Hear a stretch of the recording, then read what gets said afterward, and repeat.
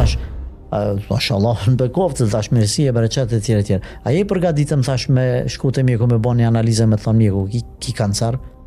Tha, është tha, ma prishe, tha, na janë kretë, tha. Kur ti thë Zoti Azza wa Jall, o ju besimtar, kur janë vakti i përmendjes Allahut në ditën e xuma, lëni biznesin, tregtin, shkoni përmend në Allahun, ai mshir rap, nuk e ka gajle.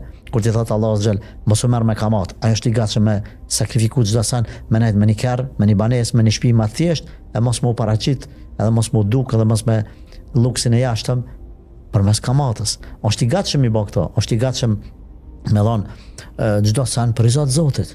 Është i gatshëm me pranu vdekjen nëse i thot një mjek që ki kancerin, thot alhamdulillah, qadar Allah masha, Zoti ka shkruar çështo. Unë e pata rastin ja me njonin porimin e të bëjmë, po më thot mu, po më livdohet, menaxheri ti po më thot, ky këne ka bo investime për 100 milion. Maramen se kështu është të nërejq, këtë është të nërejq atë. Edhe tash, për me ullat i pak edhe në të, jo me nënçmu, po mi thonë ka dalë se, a di që ka zot, ki me inë varë vetëm. Thash, mashallah, në bekovë, thash mirësi e bereqet e tjere tjere. A je përgatitëm, thash, me shku te mjeku, me bo një analize, me thonë mjeku, ki kancer? Tha, është tha, ma prishe, tha, na janë kretë, tha. Kretë, tha, ma prishe, tha, nuk e kom prit, tha. Sikurse, si me kap një dreqje, si me kap, i hini sikleti. Pse?